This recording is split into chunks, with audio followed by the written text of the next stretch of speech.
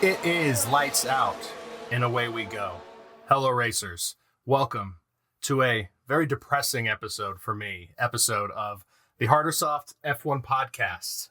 And I'm here with my co-host, RJ McCullough. And RJ, you might think that I'm sad because I have to chug this Red Bull because it's my punishment from last week. But I also had to run a full Bahrain GP, which I did last night before starting a brand new job, because that's how dedicated I am to this podcast. And it actually was a really, really fun time. I highly enjoyed myself. I don't do full races enough, so I think that's a punishment that I'm kind of hoping comes into play a bit more for both of us, because it's pretty fun. But the main source of sadness is Charles Leclerc already has a 10-place grid penalty going into this next weekend. We haven't even gotten into this GP weekend, and it's already looking bad for me. My number one driver, 0 points. And it could be another week with 0 points. Sorry. How have you been? The Charles news. I mean, how has Ferrari gone through two, I guess it's engines or whatever, in 1 week? Like, you get two for the year, and they've already gone through both of them. That's yikes. But how have I been doing? On the, I'll keep the thread of depressed sadness in this podcast going, because I'm getting old, my friend. I just turned 32 yesterday. So you didn't tell me it was your birthday.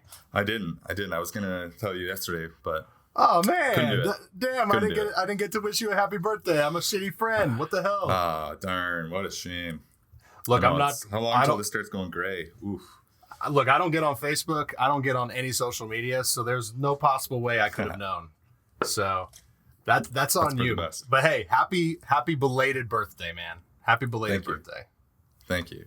So yeah, happy that we're back for another race week. We do have a lot of stuff to talk about this week. I know you're a big Oscars guy. I'm assuming you watched the Oscars. The only thing I saw from it was that former F1 president or Ferrari president, Jean Todt, was his partner, won Best Actress, I guess. But anything of interest that I missed?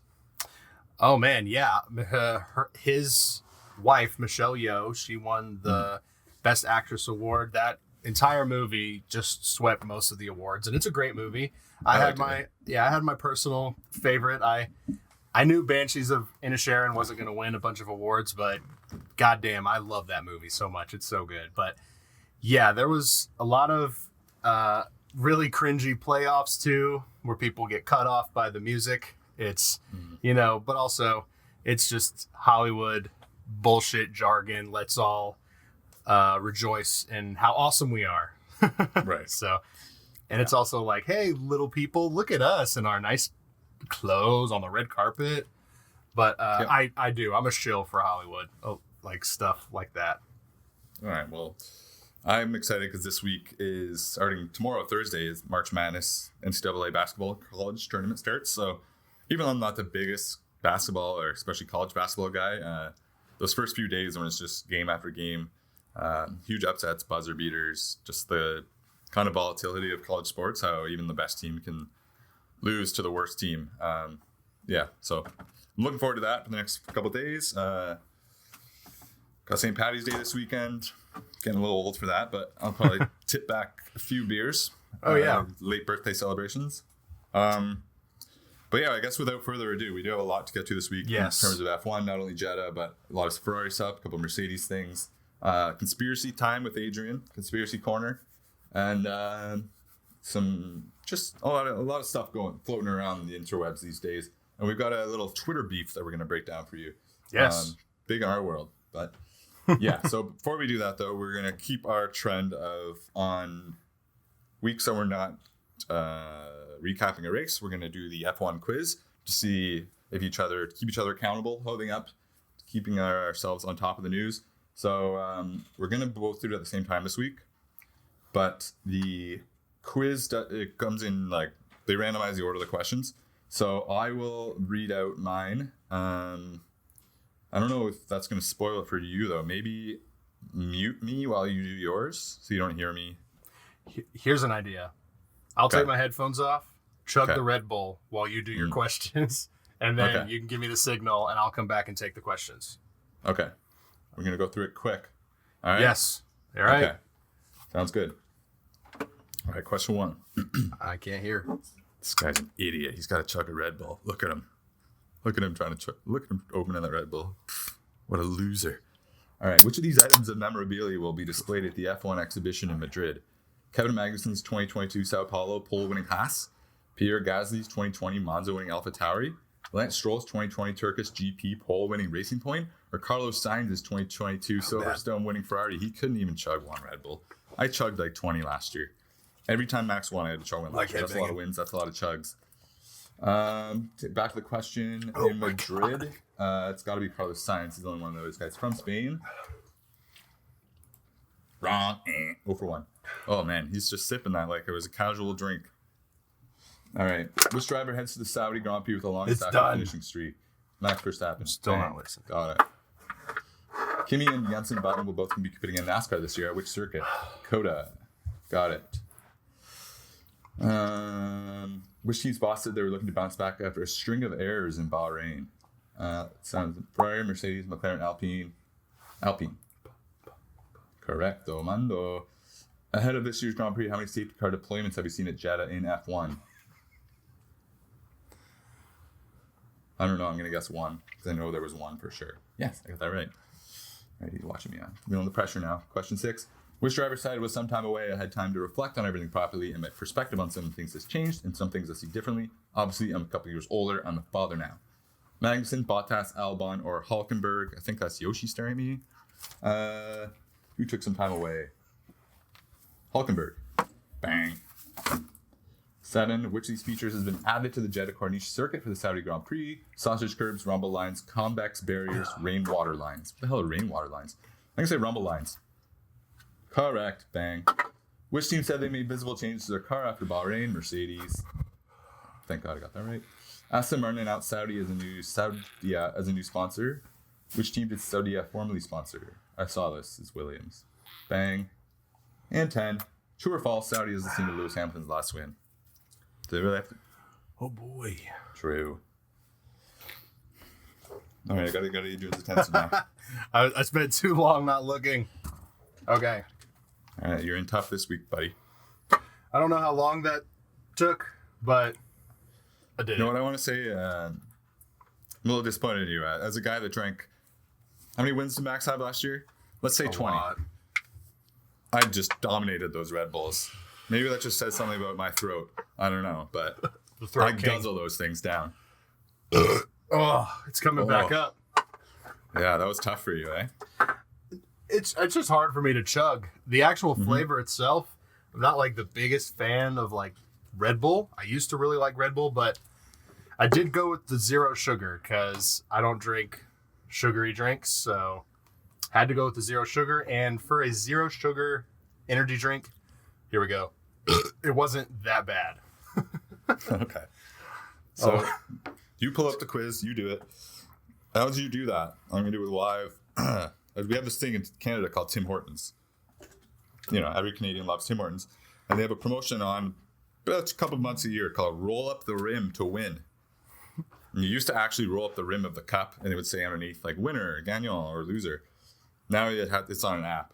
So every time you buy a coffee, you get a free roll up. You can win cards, you can win money, you can win free stuff. So I'm going to do that right now, live for everyone, while you start your quiz.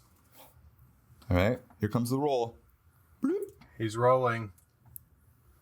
Did you win? Sorry, not your lucky cup. Ouch.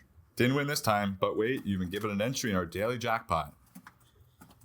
I can win 10,000 Canadian dollars. So that's like $40 for you. $40? Because the exchange rate, not great right now. Let's just say the Miami tickets, when I was looking at them, looked great in American price. A little different Canadian, but still not too bad. Yeah, I'll shut up and let you do this quiz. Oh, no, you are good. Because I am signing in. All right. Yeah, I don't know why. paddock thing now. You have to. I usually just refresh the page and it pulls up.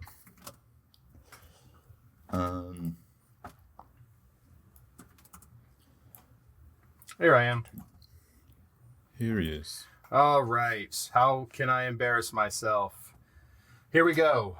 True or false? Saudi Arabia is the scene of Lewis Hamilton's last F1 win.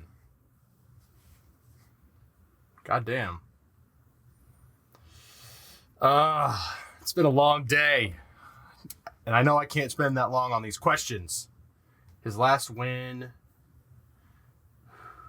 It wasn't... I'm going to say false. You It know, was.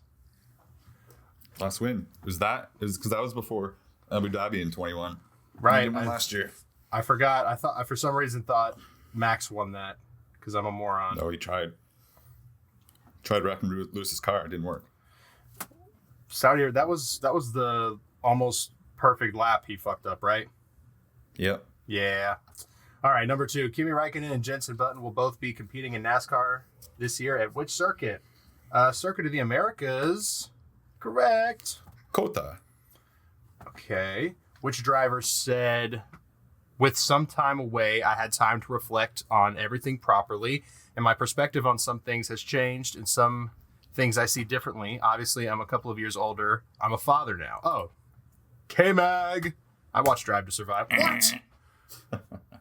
Got you with the father thing. That almost got me too. Yeah, it did. I only got that because I was like, I just saw Hulk first, and I was like, who took time out? And I saw Hulk. I was like, oh, he was out for a while. But so was out K-Mag. too. So Yeah. that's confusing. I guess it makes sense. It's pertaining to this season. Damn it. Which team's boss said they were looking to bounce back after a string of errors in Bahrain? McLaren? Nope. Oh, Otmar. That makes sense. We're doing terrible. Which driver heads to Saudi Arabian Grand Prix with the longest active finishing streak? This is embarrassing, bro. You are for sure gonna pull it out on me this week. It's gonna be 2-1. I also just realized I need to talk more into the mic. Finishing. Who has not DNF'd lately? It's Lewis or Fernando, probably.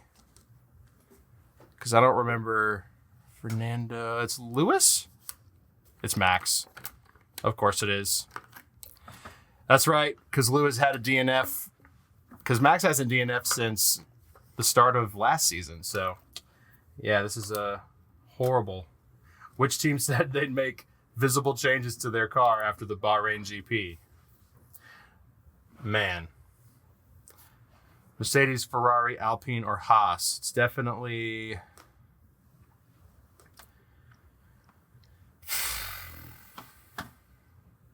Mercedes. Correct. Fuck yeah. Which of these features has been added to the Jeddah Corniche? Is that how you say it? Corniche circuit for the Saudi Arabian Grand Prix. Sausage curbs, rumble lines, convex barriers, rainwater lines. I'd hope it's not sausage curbs, so maybe convex barriers? No, rumble lines. Makes sense. Ahead of this year's Grand Prix, how many safety car deployments have we seen at Jeddah and F1? At least 1, probably 2? No, 3. Jesus Christ. We shouldn't be racing there. Two more. It was 1? Yeah. Oh, 3 virtual safety cars. 1 Oh, that's what I read. Again. That's what I read. Listen, I'm only doing so bad is because I'm going so fast. Aston Martin announced Saudi as a new sponsor, or Saudia as a new sponsor ahead of 2023 Saudi Arabian Grand Prix. Which team did Saudia formerly sponsor? They went from Aston Martin. Saudia. They went to Aston Martin. Maybe Ferrari? No, Williams. Makes sense. Why would you want to sponsor Williams? Which of these items of memorabilia will be displayed at the F1 exhibition in Madrid? Kevin Magnussen's 2022 pole-winning Haas, Pierre Gasly's Monza-winning AlphaTauri, Lance Stroll's GP winning Racing Point, Carlos Sainz Silverstone winning Ferrari.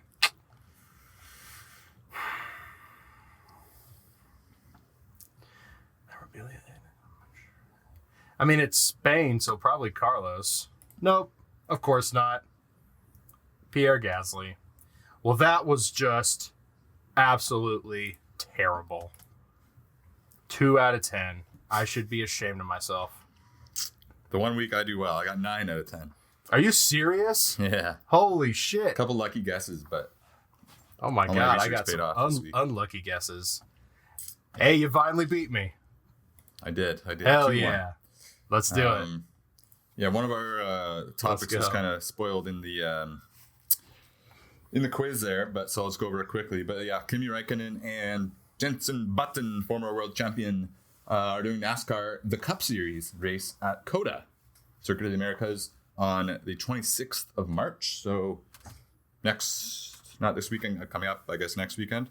Yeah, that'll be cool. I think Jenson's committed to doing like 4 NASCAR races or something. Kimi did one last year, so the fact that they're both racing and it's at COTA, a track we obviously see in F1 and know well from playing the video game.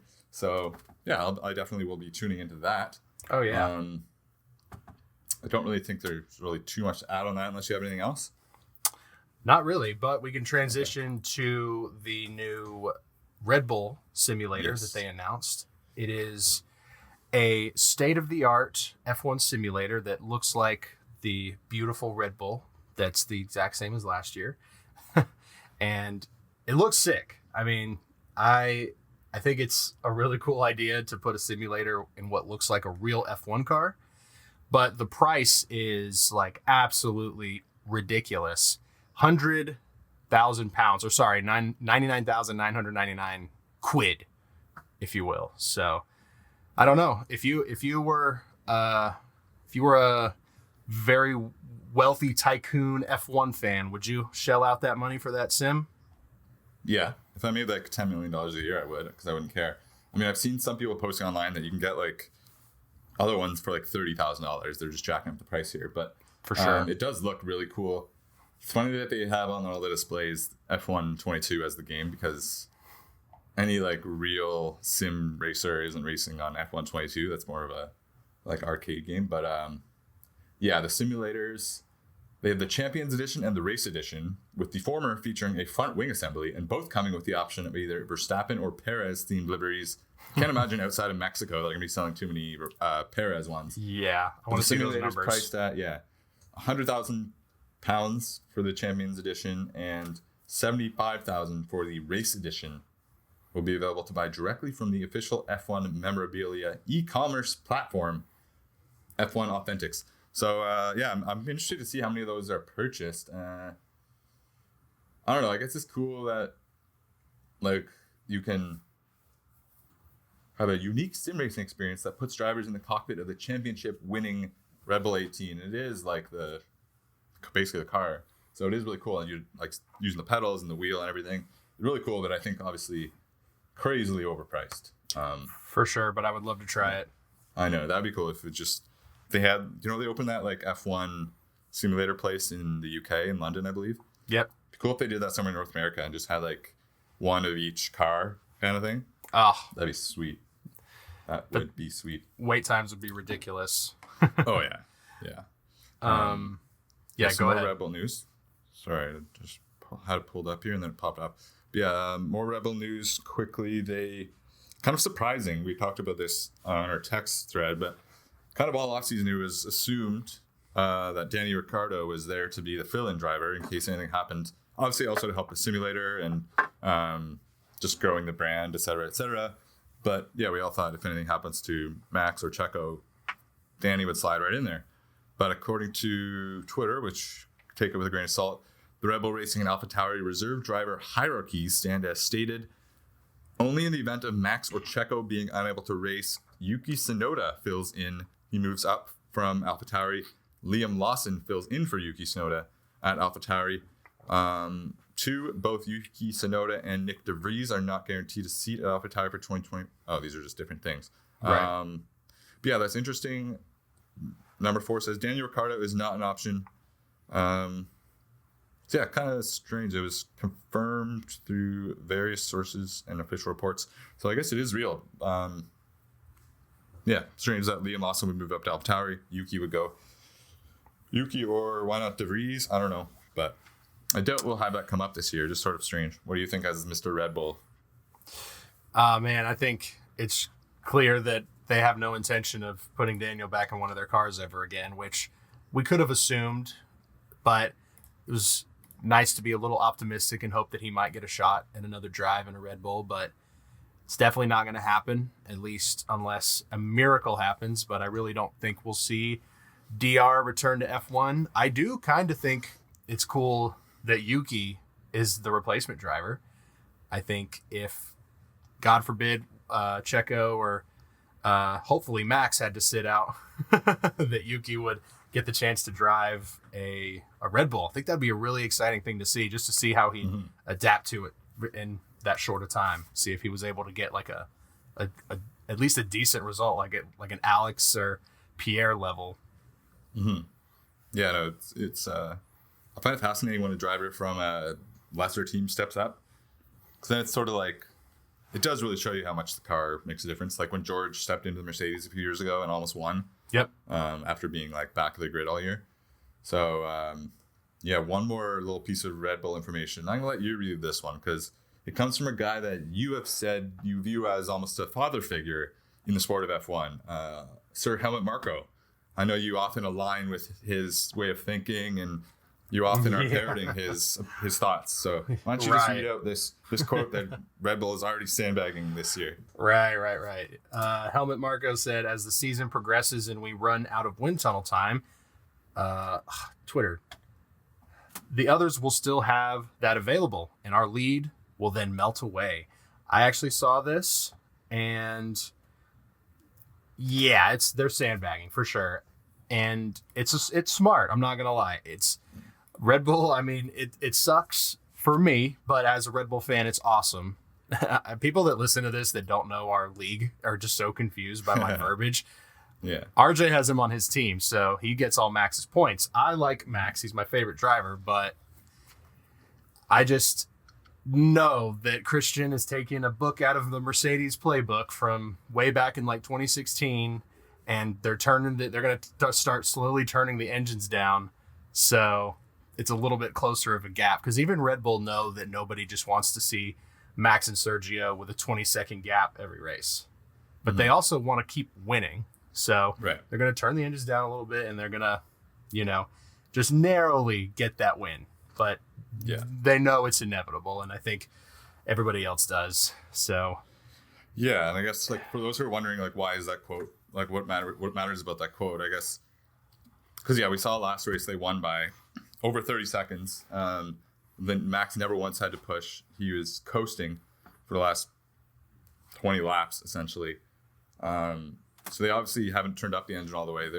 And in the past, when Mercedes was running away by that margin repeatedly, between Christian Horner and other people complaining, they started introducing sort of regulations or changes to sort of bring the field a little bit closer together. And eventually that did lead to Red Bull catching Mercedes in the last year of the regulations. So I guess Red Bull doesn't want people to already be saying, oh, they're so far away from everyone, we need to kind of reel them in.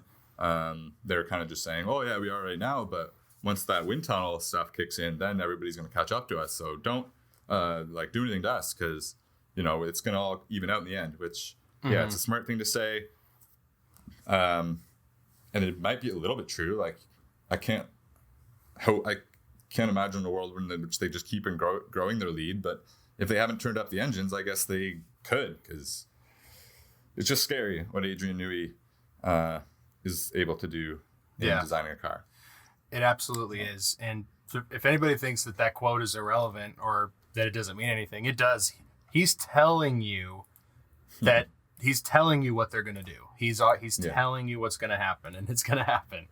So we just have to prepare for it. But we can go ahead and move on to our next topic. The Austrian, the Red Bull Ring GP has been extended until 2027. So we're going to get that, in my opinion, beautiful track for at least another 5 years, which is just mwah. Yeah. So happy about that. Great track, fun track, short track.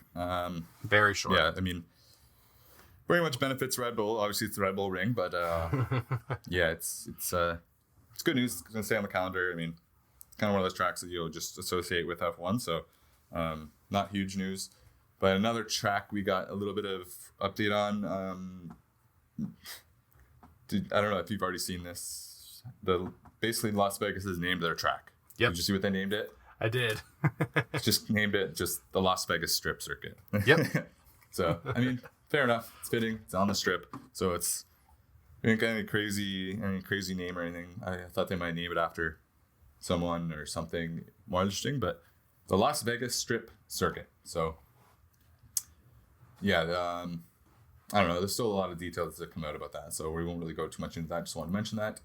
But now, why don't we get into Conspiracy Corner with Adrian Huff? Is it time? I believe it's time. It is time. It's time. It's for time. Conspiracy Corner with me. Ooh. F1 conspiracy time. With Adrian. Yes, Huff. with me, Adrian Huff.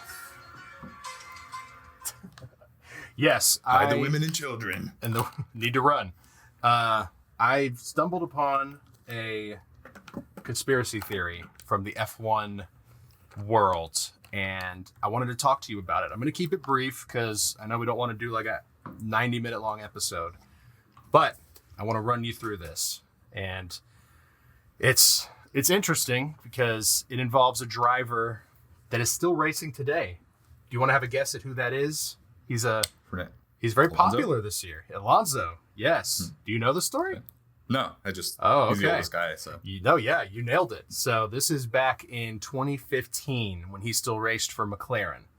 This was during preseason testing in Barcelona. He was doing they were doing testing laps, obviously. He was being followed by the person that he just replaced, Sebastian Vettel. And they were just doing regular laps. Everything was fine. And then Alonso, out of nowhere, crashes. He veers off. He was rushed to the hospital. He was in the hospital for days. And I feel like nobody talks about this. He missed the first GP of that season. He was not able to race because he was still hospitalized. And reports came out that it was that McLaren, sort of downplayed the injury. And Vettel, after the incident, in an interview, he said that the crash looked weird and that something about it just seemed off. And another very, very creepy thing about this whole thing is that F1, the FIA, have never released any video of this crash. And we've got Vettel's onboard, including all the cameras from preseason testing from broadcast. And it's never been released. And Vettel was right behind him and saw it. And he commented about how, strange the crash was. Anyways, Fernando goes to the hospital. When he wakes up for recovery, he still thinks he's 15 years old. He doesn't realize he's a grown man, 30-something year old man. He thinks he's still a teenager karting. And it takes some time, but he eventually regains his memory. And to this day, McLaren have insisted that he veered off because of a tailwind and that it just veered him off and he crashed. There's so many weird details surrounding this whole thing that it's just crazy. And I am going to do some more research on this to see if there's like some legit, I feel like there's already validity to it and the fact that they're covering something up. But what my theory is, and what a lot of people's theory is who have talked about this, is that Fernando Alonso was electrocuted, that there was a malfunction in the car, and that through something in the wiring, he was zapped. Because there's very high voltage running through F1 cars. They've got to be very careful with how the currents and the amps and everything run through the car. And the theory is that something with the steering wheel It zapped him, passed out, ran into the wall. And nothing like that's obviously ever happened in F1, and it can't because it could, cause extreme repercussions. So, to me, I would consider that at least one of the biggest modern cover-ups in F1 history. So, second to there you go. Abu Dhabi in 2021. That wasn't really a cover-up. That was pretty blatant. Michael Massey's NDA. Yeah, they didn't delete the footage of no Michael, no. No Michael. They did delete the footage, strangely enough, of Brazil from Max's car. But anyways, that's very strange. I thought for a second when you said the thing about the 15-year-old that this was like a Freaky Friday kind of situation where something happened where he got transformed back into his younger 15 brain. years old in his brain, and that's why he's able to race so old, because he thinks, okay, so wait, what is he now, 42? This was 2015, so that's 8 years ago. So he was 34. Dude, so, you have just expanded and blown this thing wide open. Oh my God. That's the new angle. He thinks he's so much younger than he thinks he's 15, 20 years younger than he is. His brain is fit, probably mentally, not saying he's slow by any means. I'm just saying as far as physical fitness and tenacity and pride and strength and courage, I am all in on that theory. Especially still the bad guy. Yes. God, yes. I love that. So, oh man, I love that too. That actually makes me I don't know why, but that kind of makes me root for Alonso a little more. I don't like him very much, but that kind of, I don't know what that does to make me like him more, but it for some reason does. Because he was a total asshole at McLaren, especially towards Lewis. So yeah, but I understand. Have a bit of a different. I do love Alonso. Now, so. Yeah, yes. I'm rooting for him this weekend very heavily, which we'll get to shortly. But yeah, that was a very interesting conspiracy. I'm going to look into that one as well. Conspiracy time. Now we have a little debate that's going on, and I'm curious to talk about this with you for a few days because it's right in our world. So Twitter, there's this Twitter account. I'll try to sum this up quickly. There's a Twitter account called Fastest Pitstop that started more recently than we started. I think it's only been a couple of months that they've had a Twitter account. It was July last year. July, okay, so less than a year. And they're already at 46,000 Twitter followers. What they basically do is they're like an aggregator. They take the news and they take the main bits and pieces from an article or whatever. They'll put it in a tweet, tweet that out, and then follow it up with a tweet with a source. So personally, I follow this account. I like this account. It's a kind of an easier way to get information without having to go looking around. They've added it to I look at a couple of different sites. I'll look there. But anyways, there's sort of been a debate raging as this account grows. It was followed by Crofty. It was followed by Andretti. Yep. It's getting big now. So a couple people in the F1 Twitter world and F1 media world and just sort of F1 in general are starting to take a bit of issue with this. So the first one I saw, go through these quick. Maybe you can put the pictures in the video. You don't have to though. So this is first tweet. Is tweeting entire articles and slapping quotes around it journalism now. Another guy says, this is a pretty normal action on Twitter. Add quotes, repost everything, job done. The next person, the adding of a source in the follow-up tweet makes me laugh so much though. Just fucking slap it in the end of the first tweet. It's long enough as it is. And then they said, so-and-so were talking about this the other day. Giving credit is only easy when you're actually adding new info, insights, opinions, but when you aren't actually adding anything, just copy-pasting, it seems like crediting becomes a difficult thing to do because your value lies in merely sharing the info. So if you credit the source, the chances your reader goes off and reads the original post is very high. It also reduces the algorithm likeliness to see it if you put the source in the actual thing. So then it just kind of kept building off that. Then the one guy at Break, I think he used to be a former F1 performance engineer. He used to work at Red Bull, I believe.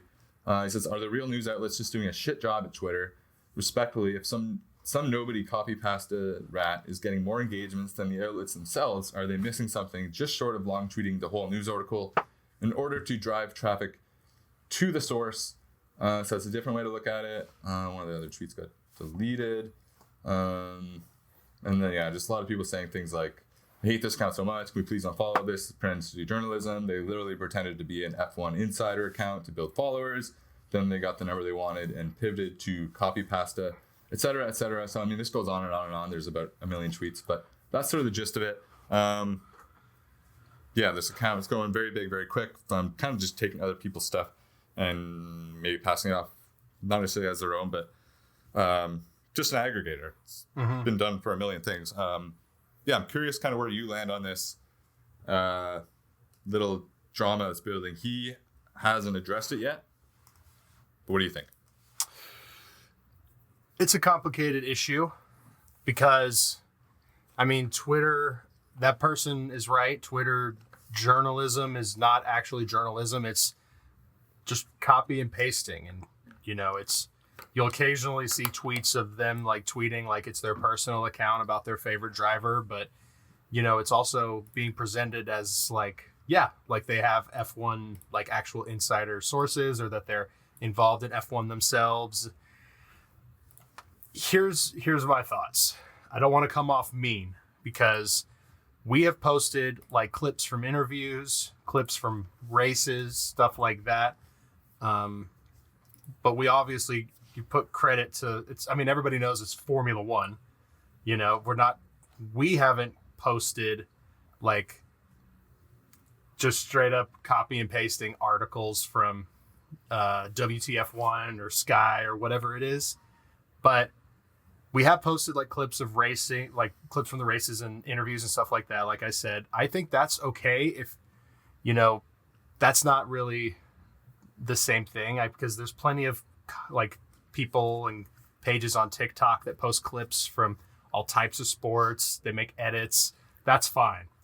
What's not fine is what is happening on this account.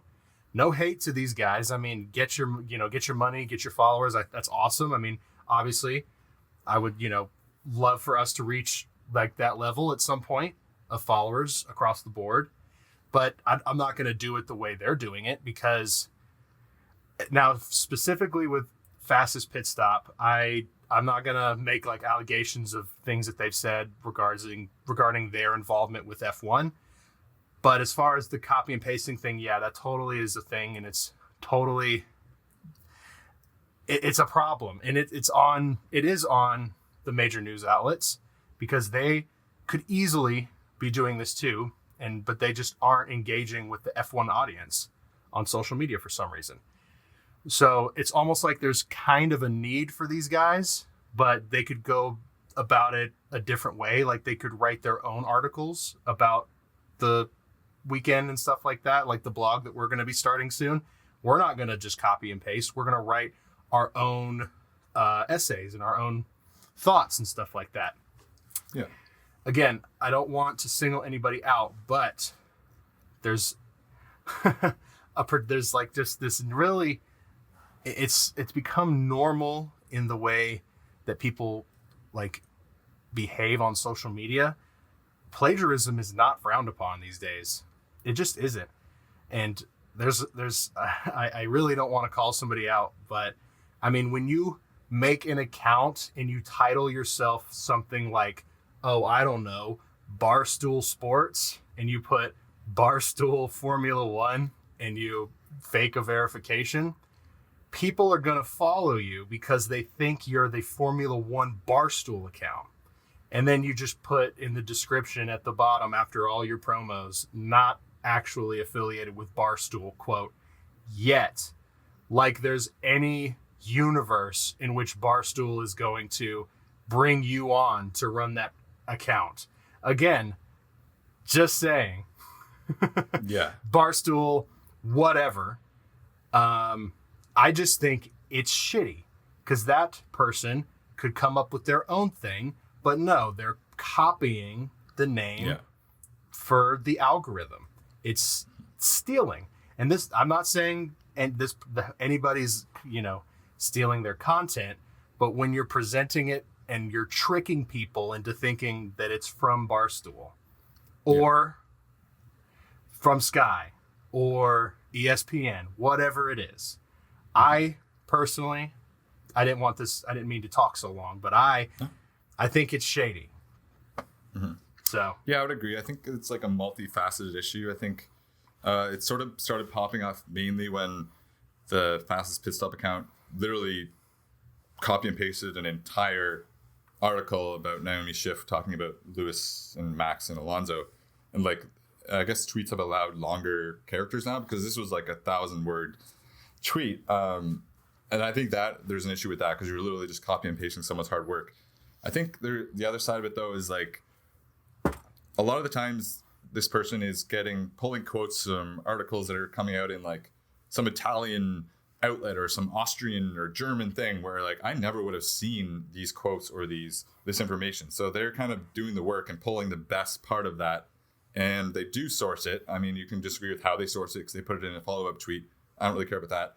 I think a lot of people on Twitter are a little bit upset because this person has, to be honest, is doing it really well and is growing very fast. I think they need to stray away from the full copy paste.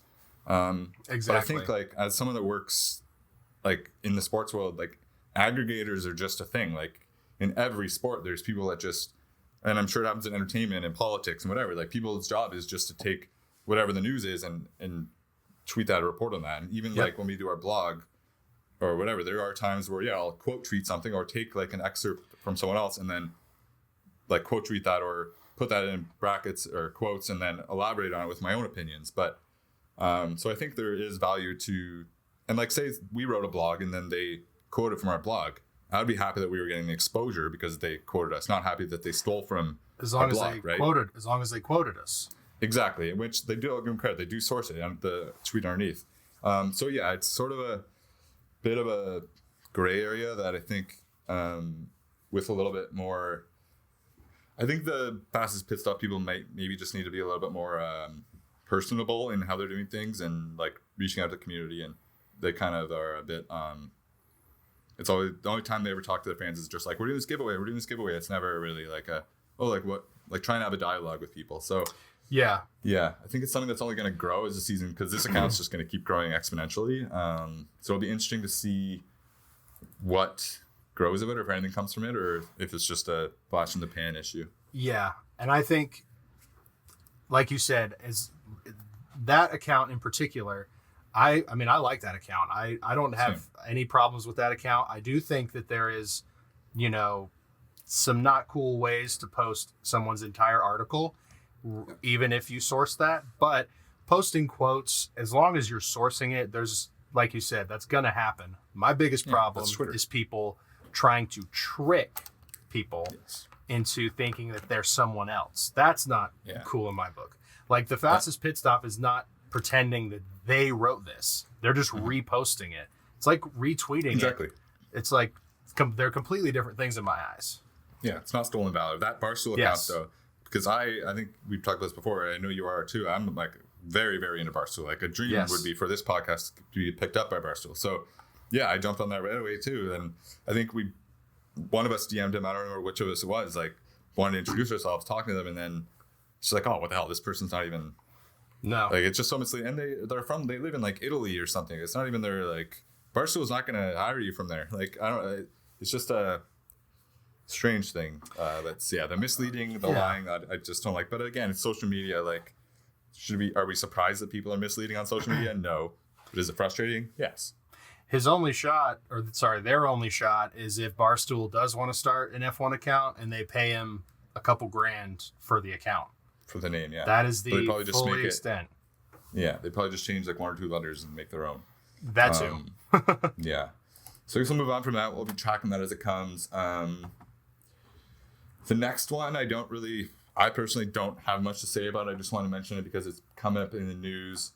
So I don't know if you have anything on it, but it just came out last night that Haas Automation accused of violating sanctions, doing business with Russian arms industry. Haas vice president denied the company was still doing business in Russia. This immediately brings to mind the quote from Gunther in the last season of Drive to Survive. He's like, I'll never do business with any more fucking Russians. So yeah, I think we all know that they did business with Russia, but I thought they'd cut it off. I don't know how this is going to go down. I don't know if you have any more info or interest in this. No clue. It's above my head. I'm not even going to touch this one. Okay. Haas will never be a normal team. Like, if this is true, they're going to be pulled out of they'll be gone from F1, I think. It could happen. Those are going to be some big ass sanctions if it's true, but I don't know. I don't know. Another. Sorry. Yeah. I do know one small bit of information. The reason that Gene Haas does not attend very many races across the world is because of his past felonies. That are because I think it's fraud, if I'm not mistaken. I could be wrong on that, but that's why he's always like, I've got to phone Gene. Yes, I have to phone Gene. He's going to be upset. But yeah, besides we look like fucking rock stars. Now we look like fucking assholes. Oh yeah. Gene Haas fraud. Let's see what comes up. Criminal tax evasion. That's it. Listen to this. He was sentenced to 2 years in prison in order to pay $75 million in restitution. Holy shit. That's a lot of money. How much did you steal if you have to pay back $75 million? Tax evasion. Like, how much money are you making that your taxes are 70? Oh my God. That's ridiculous. No corruption in Formula One at all. No, there's never. Speaking of some bullshit stuff, though, and I'm going to say this earnestly and honestly as a Mercedes fan. This letter, email, whatever that they put out to their fans is one of the most pretentious, look at us, we're better than everyone, just trust in us, bullshit things I've ever heard in my life. I'm not even going to read anything from it because it was just worded like, we're Mercedes and we know we're better than this and we want you to come along for the ride. And if you're not with us now, you're not with us when it matters. And we hold ourselves to a higher standard of grace and professionality. And it's just like, shut up, you guys. It's been one race. You finished 5th and 7th, whatever it was. Yes, the car doesn't look great, but like this grandstanding and like we're so just fix the car. I don't no Mercedes fan read that and was like, oh yes, I needed to hear this. Thank you. Yeah, exactly. And on top of that plus Lewis coming out and saying that they did not listen to him when they redesigned the car. And people are like complaining that Lewis is, not going along with the team mandate of not speaking out and he's being a whiny baby. Like, I don't think there's any truth to the rumors of Lewis to Ferrari, but there is a sort of a fission starting to crack. I don't know if that's the right word, but there's a bit of a crack starting. I don't think it's between Lewis and Toto or anything like that, but I don't know. That letter just pissed me off as a Mercedes fan. That makes me think that that makes me less confident that they're going to improve things than if it was then just the quotes from Toto and stuff, like saying how diligently they're working, that are obviously changing the car. Stuff like that is what I want to hear. I don't want to hear this PR message rant over. What did you think? I think Mercedes is just so incapable of coping with the fact that they're not the team that they were a couple years ago. Yeah. I mean, 2016, Mercedes will never be that level again. And even after that, they carried that for another 5 years. So it's just got to be devastating to them. But yeah, that statement was just absolutely ridiculous. It's so whiny. I'm just like, yeah, like you said, fix the car. And Lewis clearly isn't being like, or his thoughts aren't being validated. And I don't know what they're doing. I mean, maybe the theory that all of these people that left to go to Red Bull or Ferrari or Aston Martin, maybe that had legitimate like downside to the team. It could, but their aero person is returning, so there's definitely hope. But I mean, that quote is just so bad. It's just so bad. Yeah.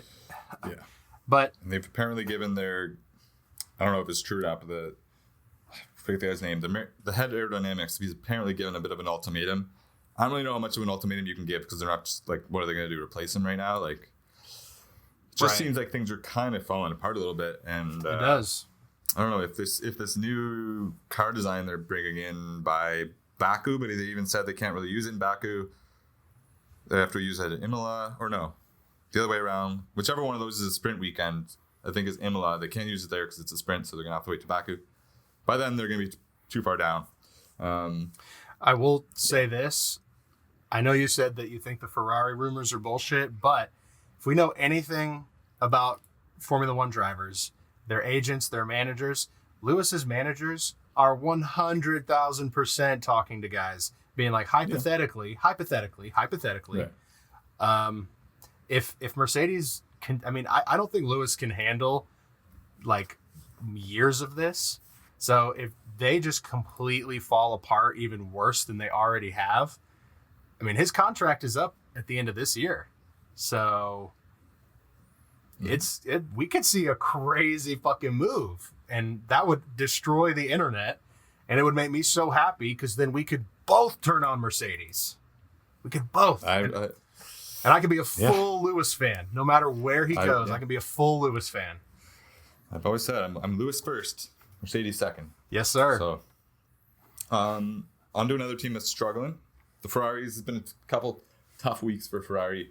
If you want to pull up the article I linked to, I'll let you kind of go through this one.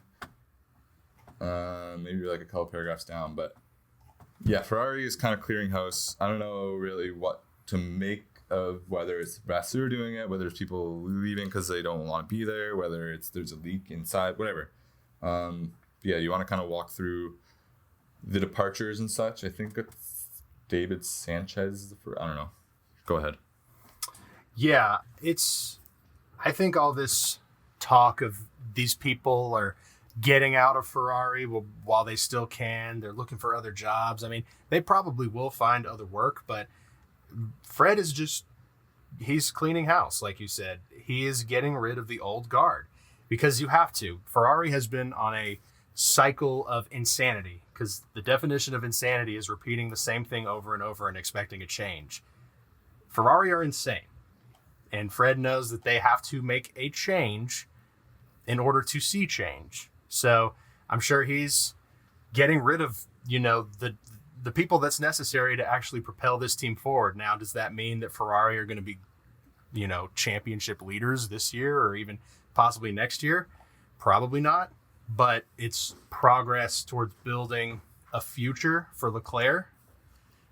Now, I'm sure Leclerc has had lots of talks with Fred, but I mean, it is these people that are resigning. I mean, I'm sure Fred is not like being a complete dickhead. He's probably giving these people the chance to resign so they're not publicly, let go.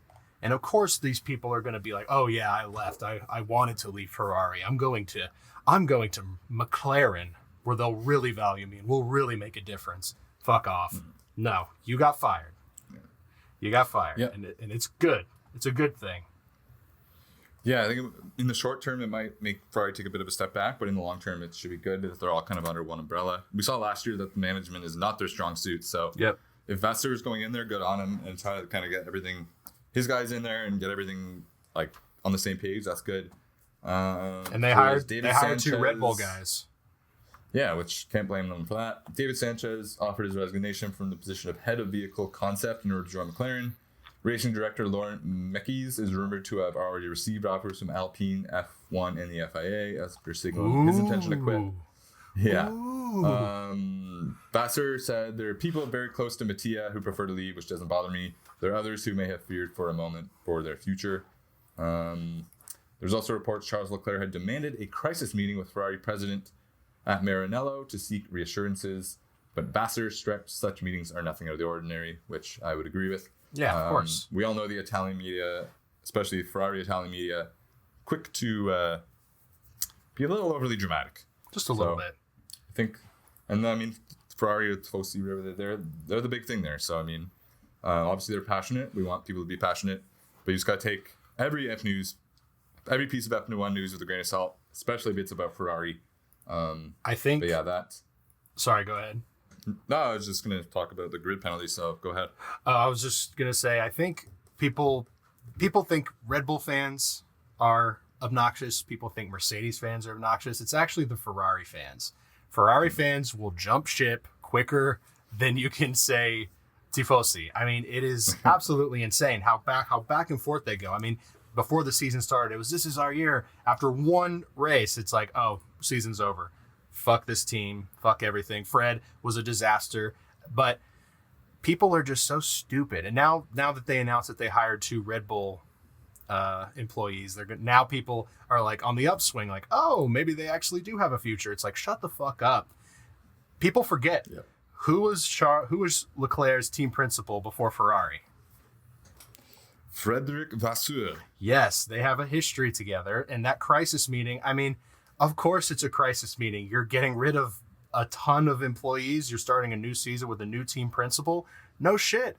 Let's get on the same page. Let's make sure So that just like we're going. semantics, like it's a meeting. Exactly. Like calling it a crisis meeting doesn't change it. It's a meeting. Obviously, they're gonna have meetings after every race, regardless of how well they do. You know. Yeah. So. Just these past Binotto goons can leave if they want. I mean, they're either getting fired or they're in solidarity with Binotto, which is just absolutely hilarious to me. So more power to them. Enjoy your time at McLaren. Yeah, seriously.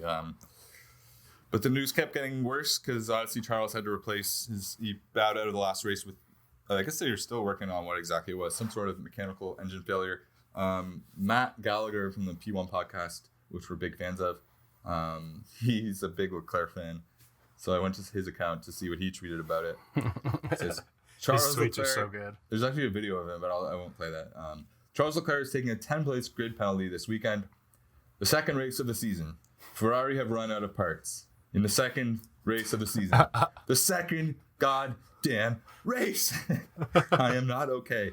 So yeah, he's struggling with that news right now. But it is crazy. Like you ran out of to the point where you have to take a grid penalty on the second race of the year. And I mean, I can kind of tie this into the next point quickly, is that there is a big difference between Bahrain and Jeddah in terms of Jeddah is a very quick track with fast turns. Bahrain has a lot of slow turns. Adrian Newey spent the whole offseason working on the suspension and the downforce for the Red Bull car. So that's its main area of strength is slow corners, which Bahrain is famous for.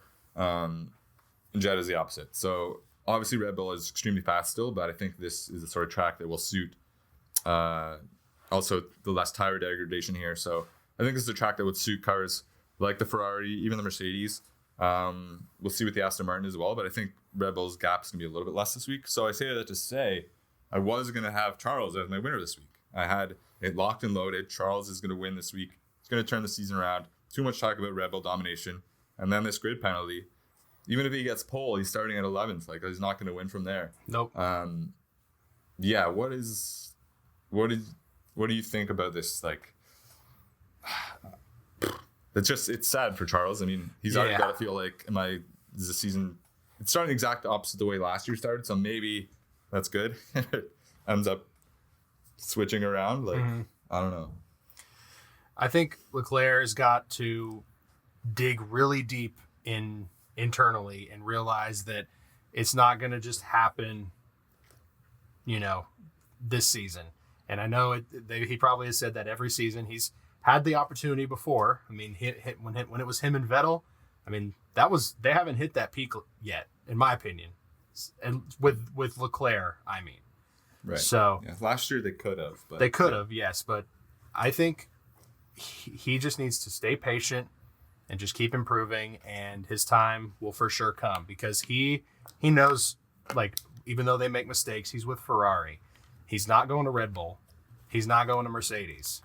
There's no point in going anywhere else. So stick it out.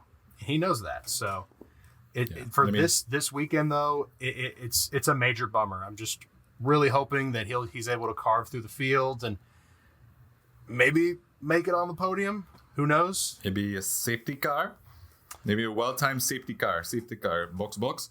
And Charles moves up the field. But I don't know. I mean, what was I going to say? Oh, yeah. There was a video of Charles, though, this week in Monaco, where he lives, driving in his ridiculously nice Ferrari with a Ferrari sweater on and I think a Ferrari hat. So, I mean, he's all in on Ferrari. He is Mr. Ferrari. Absolutely. And like you said, if you can't go to Red Bull which doesn't look likely right now. I don't even think Max would want to deal with that. Yeah, no. Lewis, there's just no better seat that's going to come open at least for a few years. So he's there, he's stuck there, and that's what's just going to happen. I don't think he's in a rush to be Max's teammate either. That's what I mean. Nobody wants to be Max's team. I mean, nobody that wants to win a championship wants to be Max's teammate because they're going to cater everything to Max, as they should. So, yeah, I mean, we can get on to Jeddah, the Saudi Arabian Grand Prix. I don't know what accent that was, but it's the Saudi Arabian Grand Prix at the Jeddah Corniche circuit. I'm going to ask you in a second what if you like Jeddah, because it's a very controversial, or people are polarized on whether they like it or not. Quickly, though, they have made a few track changes. I'm just going to read quickly. The original track layout in Jeddah wasn't only challenging in terms of the corner sequences and speeds, but sight lines were also tricky, with drivers unable to see the exit of the next corner in some instances. In response to driver feedback, the race organizers have moved the walls at turn 8, turn 10, turn 14, and turn 20 to improve visibility, while rumble lines, that's why I knew that for the quiz, like you get on a motorway to warn you if you should stray out of a lane, or if you do stray out of a lane, have been added at the latter two corners to ensure drivers remain within track limits. There have been a number of tweaks to the curbs around the track to allow for better stability with the new generation of car, while a particularly challenging section that has seen multiple incidents in the past 2 years. I think this is where Schumacher crashed, maybe not. The chicane, he was turn 1. The chicane at turn 22 and turn 23 has been tightened, with speeds expected to be some 30 to 50 kilometers an hour lower than in the past. Yes, so before I get into a little bit more details, just straight up, do you like Jeddah as an F1 racetrack? As an F1 racetrack, yes, I do. As a Grand Prix, as like a whole, the whole human rights issue is always going to be a big oof. But yeah. I've recently discovered that I really enjoy that track in the game. And on our next season that we play, once we get through this current one, I'm going to add Jeddah. So we're going to race in some Jeddah. Yes. Jeddah, add Portugal, get rid of Netherlands, get rid of maybe Hungary. Yeah. But we'll cross the bridge. I like it too. It's very fast. It takes a lot to get used to. It's so easy to crash. It's so tight. But no, I like it. I think it's a very good, like, we've only had 2 races there.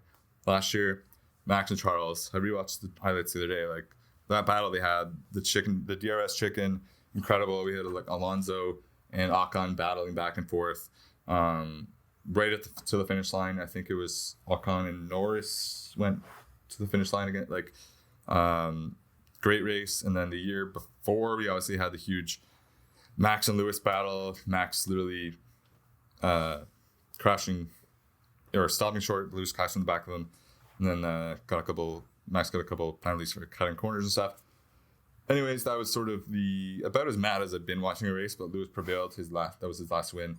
So I said it's safe to say we've had 2 fantastic races here. There's usually at least a yellow flag. We're usually good for, not that I want to see anyone getting hurt, but always good for at least one big crash, which, again, as long as no one's hurt, it is kind of cool to see the cars, like, when they crash. It's just, like, fascinating to see. So it's mental. Yeah, we see lots of speed, lots of just craziness. So, yeah, to answer that, I think we both like Jeddah. I think we've come to grow to like it. Didn't really like it when they first came in. But, yeah, it's grown on me. Give a couple quick details. 50 laps, 6 kilometers, 308 kilometer race distance. The lap record is 1:30.734 from Lewis in 2021. It's a temporary street circuit. So they obviously just brought this in a few years ago. It's interesting. They used Google Earth for their initial investigations into potential layouts to decide on where to go. And then Ross Braun said of the track, what we want to see is a race circuit. We don't want Mickey Mouse circuits. We don't want those old classic street circuits with 90-degree turns. We want fast, sweeping circuits, which are going to challenge the drivers, and they're going to love it. That's exactly what I think this is. The circuit, what's the circuit like? Fast, very fast. Average speeds around the Jeddah Corniche circuit are around 250 kilometers an hour, quicker than those in Silverstone, and second on the 21 calendar, only to Monza. So, yeah, very fast. It also has the most corners on the calendar with 27, but they're very quick, windy corners. So, yeah, definitely looking forward to that. Do you want to go over the times for practice and race, etc.? Because I think, if I remember correctly, we have some good ones. Yes, let me pull that up really fast. So, going off of North American times, if you are on the Eastern Seaboard. Where is it? 1 second.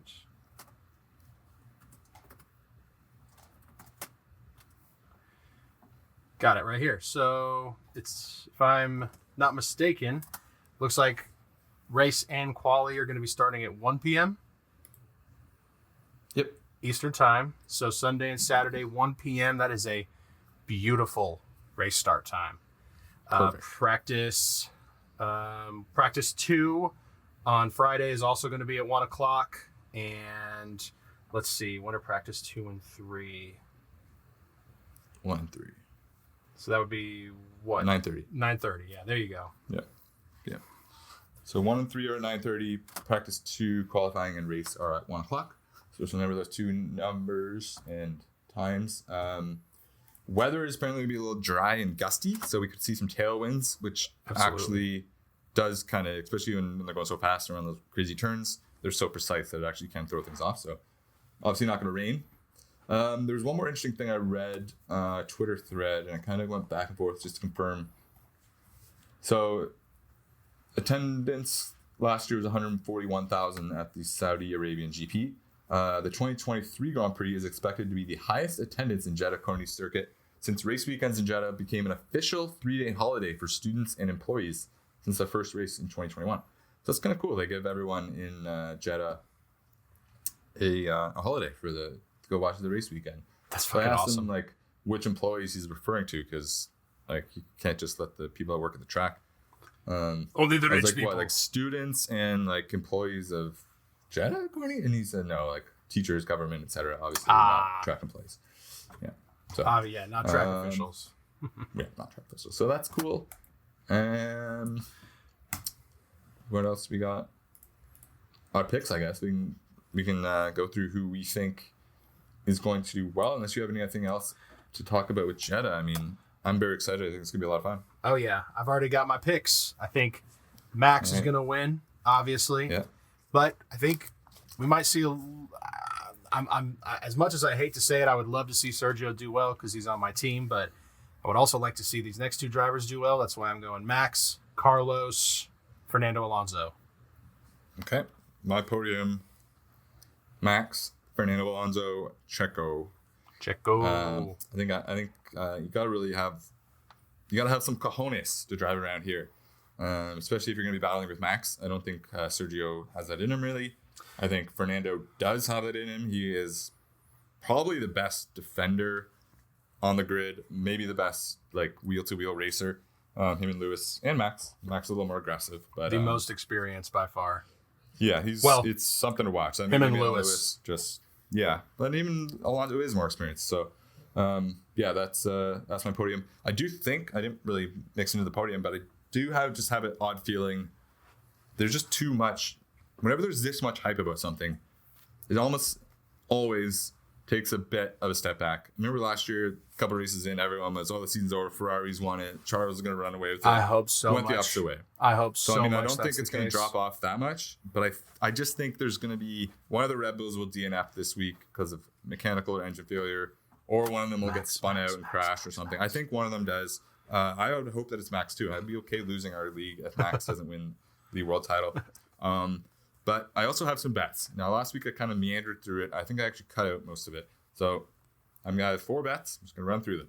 And now, the thing with F1 betting, obviously, kind of take things with a grain of salt because, yes, the smart thing to do is just bet Max Verstappen to win everything. But you're not going to make much of any money to do that. So, gone through, picked out 4 bets that I think are going to make you some good money. That might not happen, but they could. And if they do, you're looking good. So, bet number 1, to take pole. The man that took his first pole of his career on this very track last season, Checo, Sergio Perez. Take pole. That's 7-1. Wow. 7-1. $100, $700. So that's big payout, worth a shot. To get pole and win the race, this is the only bet I'm going to make on Max. Is 2.62. So you can more than double your money if Max takes pole and wins the race. Obviously, I think if he takes pole, he's going to win the race. So that's not bad for a Verstappen bet. I've got to finish in the points, Alex Albon. He finished in the points last week. Ooh. I was looking at all the cars that are kind of like right on the cusp, and I think he and a Williams could squeak in there. It's 3.5 to 1. Good payout. And then finally, I'm going to sprinkle a little bit, or we'll see, Alonso top 2. So he could finish first, he could finish second. But Alonso top 2 pays 2.62. So yeah, those are my bets for Bobby Big Wheels, and we'll hope that they pay off this week. So I think I would take that max bet. It's pretty good. Yeah, odds. that's probably the one that I can put the most on. But if he doesn't get pole, or if he gets pole and crashes out, you don't win. But most likely, that's the best bet. But I mean, Checo got pole here last year. Could do it again. 7 to 1 pays out well. So yeah, we'll track those. I'll put a TikTok up with those with the actual graphics and whatnot. We've been posting a little more on TikTok. Check that out.